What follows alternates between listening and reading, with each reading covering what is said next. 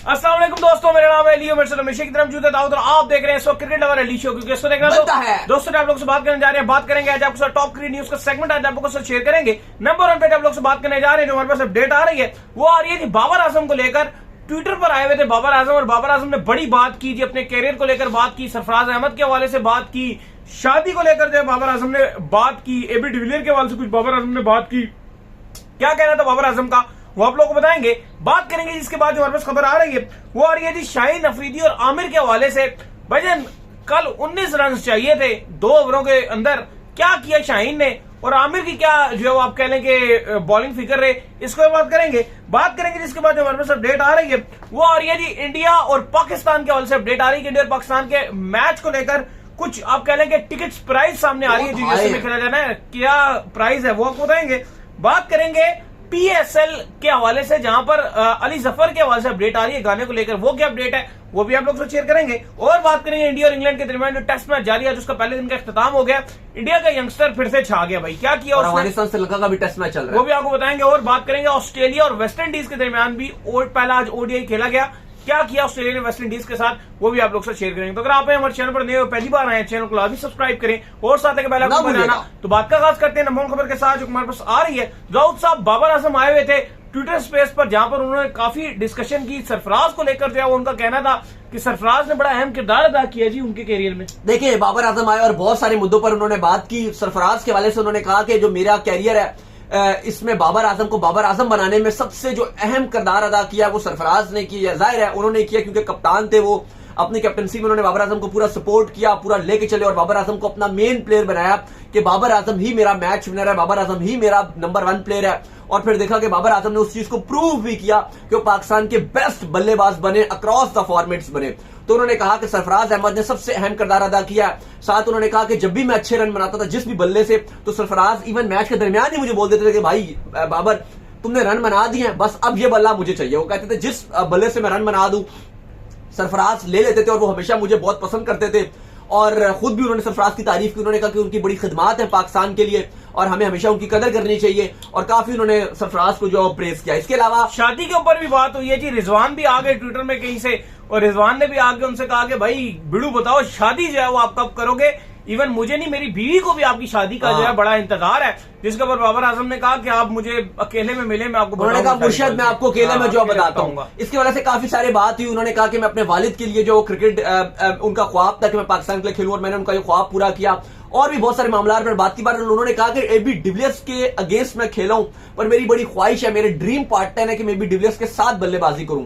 तो उस पर जो है वो एबी डिविलियर्स का भी अली सब रिस्पॉन्ड आया, और एबी डिविलियर्स ने कहा कि बिल्कुल मैं भी इनके साथ जो खेलना चाहता हूं। और बड़ा उन्होंने भी बाबर आजम को अप्रिशिएट किया, और हमेशा हमने देखा कि एबी डिविलियर्स भी जो है वो अप्रिशिएट करते हैं। अच्छा, इसके अलावा बाबर आजम से पूछा गया उनकी टॉप 3 इनिंग्स, कि आपकी बेस्ट आपकी कैरियर की इनिंग्स कौन सी है, तो उन्होंने जो हम उनको हाईली रेट करते हैं, जो उन्होंने न्यूजीलैंड के अगेंस्ट खेली थी वर्ल्ड कप 2019 में, उसको बाबर आजम ने सेकंड पे रेट किया। लेकिन मेरे नजदीक वो बाबर आजम के कैरियर की नंबर 1 पे मैं तो उसको हमेशा नंबर 1 ही रखूंगा, लेकिन बाबर आजम ने उसको नंबर 2 पे रखा। बाबर आजम ने ऑस्ट्रेलिया के अगेंस्ट जो 196 किया था उसको उन्होंने नंबर 1 पे रखा। ठीक है, वो भी मुश्किल, लेकिन वो कंडीशन इतनी मुश्किल नहीं थी। नहीं, थोड़ा बहुत इतना लंबी इनिंग्स खेलना जो है वो आसान नहीं था मुश्किल इतनी लंबी इनिंग्स खेलना, लेकिन वहां पर जो है ना आप बैटिंग के लिए थोड़ी सी आसानियां थी वहां पर। एज अ बॉलर वहां पे पिच में बहुत ज्यादा आपके लिए जो है ना वो नहीं था कि यार बहुत ज्यादा बॉलर को हेल्प नहीं थी। लेकिन जो न्यूजीलैंड के अगेंस्ट इनिंग खेली थी वहां पर टारगेट इवन बड़ा छोटा था, वो बहुत टफ थी, वो इसलिए भी ज्यादा लोग जो उसको हाईली आप कह लेंगे रेट करते हैं कि वहीं पर इंडिया जब न्यूजीलैंड के अगेंस्ट सेमीफाइनल खेलने के लिए आया था तो वो 200 के करीब रन से, 212 इतने ही रन थे, और वो इंडिया नहीं अचीव कर पाया। हम बाबर आजम की सेंचुरी की वजह से वो रन अचीव कर पाए। बहरहाल बाबर आजम ने 196 को हाईएस्ट रेट किया अगेंस्ट ऑस्ट्रेलिया। फिर बहरहाल पाकिस्तान वो मैच एक्चुअली जीत नहीं सका था, पाकिस्तान ने टेस्ट में जरूर बचाया था, पर जीत पाकिस्तान नहीं सका था। फिर उन्होंने सेकंड नंबर पे रेट किया, वो उन्होंने न्यूजीलैंड वाली सीरीज असल बाबर बने ही वहां से था, वो न्यूजीलैंड वाली वहीं से वो बाबर आजम की कैरियर के बेस्ट वर्ल्ड कप था और क्लासिकल नॉक थी, और वेदर देखा था कितना खतरनाक था, वो काले बादल नहीं बहुत। और थर्ड जो उन्होंने किया वो उन्होंने साउथ अफ्रीका के अगेंस्ट जो T20 में 100 मारा था, वो उन्होंने जो है वो हाईली रेट किया, लेकिन वो ठीक है, लेकिन वो मैं उसको इतना नहीं मजा आया। बॉलर ही कोई खास हाँ वो ठीक है, लेकिन बहरहाल जो बाबर आजम की बेस्ट नॉक थी वो न्यूजीलैंड की, वो ऑल टाइम बेस्ट है। बिल्कुल। खैर इसके बाद जो हमारे पास अपडेट आ रही है जी, वो आ रही है दाऊद साहब, इंटरनेशनल T20 लीग जो है वो जारी है। शाहीन और आमिर की वजह से पाकिस्तानी फैंस का बड़ा इंटरेस्ट बना रहता है, क्योंकि दोनों जो है वो इकट्ठे ही बॉल जो है वो कर रहे होते हैं इसके अंदर। कल एक सिचुएशन ऐसी आ गई कि इनको जो है, जो शाहीन की टीम है, इनको 19 रन डिफेंड करना था और 12 बॉलें जो है वो रहती थी, लेकिन हमारे शाहीन जो वर्ल्ड क्लास बॉलर अपनी तरफ से प्रेटेंड कर रहे होते हैं, लोग भी कह रहे होते हैं कि शाहीन बड़े वर्ल्ड क्लास है, वर्ल्ड क्लास है। वर्ल्ड क्लास साहब हमेशा जो है वो रन रोकने में नाकाम रहते हैं। ये सिलसिला जो है ना वो ऑस्ट्रेलिया में, वो कौन था जी T20 वर्ल्ड कप में जिसने हमें मारा था एंड में, मैथ्यू वेड से ये सिलसिला शुरू हुआ है और अभी तक ये सिलसिला जारी और सारी है कि एंड रहता हो और ये जो है वो ओवर कर दे शहनशाह अफरीदी। अच्छा, शहनशाह अफरीदी ने उस ओवर में 15 रन दिए और फिर उसके बाद वो पतिदार बॉलर है, इवन उस बेचारे को 4 रन पति राणा को मिला बचाने के लिए, उसमें भी उसने आखिरी बॉल पर जाकर मैच फिनिश करवाया। तो ये शहनशाह अफरीदी को स्पेशली इसके ऊपर काम करना पड़ेगा, बजाय इसके लीग्स खेलते हैं, क्योंकि आगे भी T20 वर्ल्ड कप आ रहा है कि पहले 2 ओवर डालने के बाद जब आखिरी ओवर्स डालने होते हैं वो कौन डालेगा। एज कंपेयर आमिर बेहतर बॉलिंग कर रहे हैं भाई। नहीं, आमिर ने 18वां ओवर जब डाला तो उन्होंने सिर्फ 5 रन दिए। मैच खेला जा रहा था डेजर्ट वाइपर्स और दुबई कैपिटल्स के दरमियान। शादाब खान की लगातार बेकार परफॉर्मेंस हम आपको बता रहे थे, जिसके बाद उनको डेजर्ट वाइपर्स जिसमें 9 ओवरसीज खिलाड़ी खेले जाते हैं, शादाब खान को उन 9 खिलाड़ियों में भी नहीं रखा गया और उनको बेंच करवा दिया गया, ड्रॉप कर दिया गया। पहले बैटिंग की डेजर्ट वाइपर्स ने, जिसने 169 रन बोर्ड पे लगाए, और जब दुबई कैपिटल्स जब बैटिंग कर रहा था तो आमिर ने आखिरी टाइम पे अगर आप देखें तो बिल्कुल मैच फंसा हुआ था। आमिर ने सिर्फ 5 रन दिए, बड़ा बेहतरीन ओवर डाला, अपना आखिरी ओवर डाला जहां पे आमिर ने 4 ओवर में 33 रन दिए, खिलाड़ी आउट किया। उसके बाद शाहीन को ओवर जब दिया गया तो उस टाइम 19 रन रहता था और होल्डर जो है वो बैटिंग कर रहे थे और शाहीन साहब जो है उस टाइम 15 रन खा गए, जिसके बाद आखिरी ओवर में सिर्फ 4 बचा। पति राणा ने वो आखिरी बॉल पे चेस करवा दिया और डेजर्ट वाइपर्स हार गई। लेकिन शाहीन को काम करना पड़ेगा क्योंकि डेथ ओवर्स में वो कुछ भी नहीं कर पा रहे। अलबत्ता पहले ओवर्स में T20 इसमें सबसे ज्यादा विकेट लेने वाले बॉलर शाहीन बन गए हैं, जिसने 46 विकेट ले ली हैं।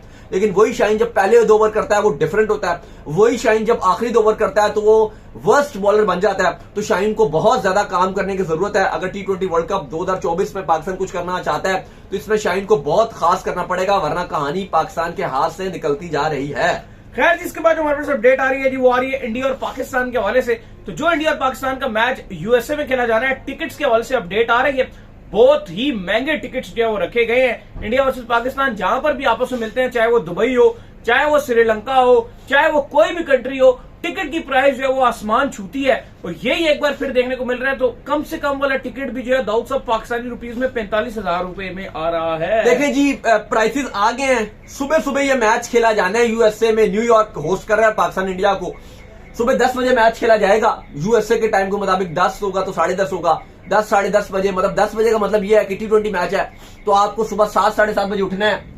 7:30 बजे आपको उठ के तैयार होकर 8-9 तक ग्राउंड में पहुंचना है 8:30, क्योंकि इंडिया पाकिस्तान कहीं भी होता है ट्रैफिक जैम हो जाता है। ग्राउंड के आसपास पूरा ट्रैफिक का निजाम जाओ, Dubai, Sri Lanka, full jam packed होगा, ट्रैफिक का निजाम दरहम भरम होगा, फुल आपके लोग ट्रैफिक होगा।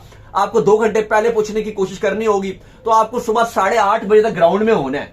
तो सुबह 8:30 बजे आप ग्राउंड में पहुंचोगे और टिकट्स की आप प्राइसेस देखो कितनी ज्यादा रखी गई हैं। सबसे जो बिल्कुल बेकार है, जहां शेल्टर भी नहीं होगा, बिल्कुल खुले में आप बैठ के मैच देखोगे, बेकार सी कुर्सियां हैं, वहां $175 का टिकट है। $175, यानी कि जैसे इन्होंने कहा है ये तकरीबन 45,000 से ऊपर की अमाउंट बनती है पीकेआर में। फिर स्टैंडर्ड प्लस है, जहां पे एटलीस्ट आपको शेल्टर जरूर मिलेगा न्यूयॉर्क के इस ग्राउंड में, वो $300 का, तकरीबन कोई 85-90 हजार रुपए, 90 हजार रुपए का। और फिर प्रीमियम $400 का, ये भी वैसे ही है और ये तकरीबन लाख से भी ऊपर, 1,10,000 रुपए का टिकट है ये। तो बड़े ही महंगे किस्म के इंडिया वर्सेस पाकिस्तान के टिकट रखे गए हैं। लेकिन फिर भी क्योंकि यूएसए की जो आवाम है, चाहे वो इंडियंस हो चाहे वो पाकिस्तानी हो, खर्चेंगे भाई, तरसे में पाकिस्तान इंडिया की क्रिकेट को लेकर, तो वो आपको पता है कि वो एकदम से फॉर सेल हो जाएंगे। फिलहाल 7 दिन के लिए आईसीसी ने 2,60,000 टिकट जो है वो फॉर सेल पे डाले हुए हैं। फर्स्ट कम फर्स्ट सर्व नहीं है, कोई भी खरीद सकता है। कुरानंदाजी बैलेटिंग के तौर पे जो है वो नाम निकलेगा और इसके बाद जो जनरल सेल होगी, जो नॉर्मली ऑल टिकट सेल पे होंगे सब खरीदेंगे, वो 22 फरवरी की जो तारीख है वो आईसीसी ने बताई है। बिल्कुल। खैर इसके बाद जो मेरे पास अपडेट आ रही है जी, वो अपडेट आ रही है पीएसएल के सॉन्ग के हवाले से। तो अली जफर को लेकर क्या अपडेट है थी पीएसएल के सॉन्ग को लेकर? देखिए बड़ी खबर आ रही है और अब चीजें कंफर्म होती जा रही हैं कि अली जफर ही पीएसएल का 9th एडिशन का गाना गाने जा रहे हैं। पीएसएल 2024 अली जफर गा रहे हैं आयमा बेग के साथ। आयमा बेग की लगता है कि पीसीबी और पीएसएल के साथ कुछ बहुत ही ज्यादा दोस्ती है या कोई बहुत ही गहरा रिश्ता है। मिल जाता है हमको। वो पीएसएल की ओपनिंग सेरेमनी, ऑफिशियल सॉन्ग में, हर जगह एंडिंग सेरेमनी, कुछ भी इवेंट रख लो, पहुंच जाती है। पीसीबी का या पीएसएल का कोई भी इवेंट होगा, आयमा बेग का नाम पहला लिखा जाता है। फर्स्ट नेम आयमा बेग, अब बात करो दूसरा कौन सा नेम है। तो बहरहाल अली जफर और आयमा बेग अब पीएसएल जो नेक्स्ट एडिशन है इसका गाना गाने जा रहे हैं। आई होप कि अच्छा गाएंगे। अली जफर वैसे भी पाकिस्तान में बहुत पसंद किया जाता है पीएसएल के पॉइंट ऑफ व्यू से। जितने भी सिंगर आए, लेकिन लोगों ने कहा कि बस हमको अली जफर ही चाहिए। भाई सबको वही चाहिए था, क्योंकि उसने गाना ही ऐसा गाया था, सीटी बजेगी खेल सजेगा। गाना ही बहुत मजे का गाया था। खैर आप अब गा दे तो कुछ ज्यादा बेहतर रह जाएगा। हल्का आपने गा लिया, हल्का सा बेसुरी आवाज में गा दे कुछ। आपकी इतनी अच्छी आवाज है, आपको आवाज को लगा कि आतिफ असलम नहीं, आप भी गा दे, कोई फर्क नहीं पड़ेगा, लोग सुन लेंगे, क्या होगा। चले कोई नहीं, आपने इतना अच्छा असल में इनको शौक बहुत ज्यादा गाने का, इसलिए मैं इनसे रिक्वेस्ट कर रहा था।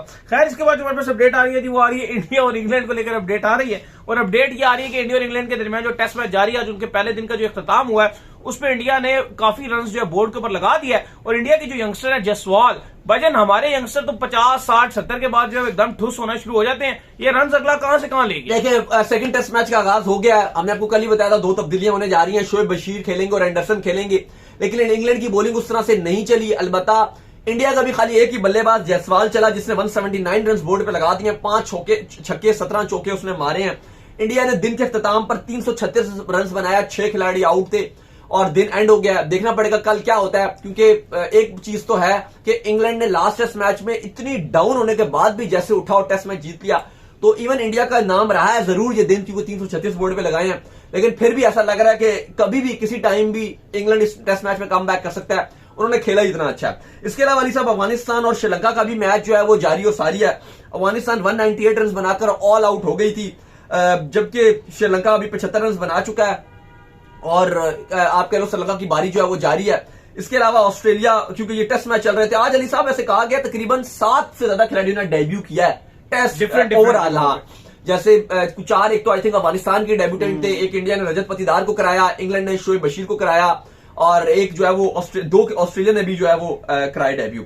इसके अलावा ऑस्ट्रेलिया और वेस्टइंडीज की बात की जाए तो वो भी मैच खेला गया। फर्स्ट ओडीआई वेस्टइंडीज की टीम ने पहले बारी की 231 पर वेस्टइंडीज की ऑल टीम आउट हो गई और उसके बाद ऑस्ट्रेलिया ने बआसानी टारगेट जो था वो 38 ओवर्स में सिर्फ और सिर्फ 2 विकेट के नुकसान पे जो टारगेट चेस कर लिया। स्टीवन स्मिथ कप्तानी कर रहे थे और बड़ी जबरदस्त किस्म की उन्होंने 79 रन की नॉक खेल रहे थे ना आज।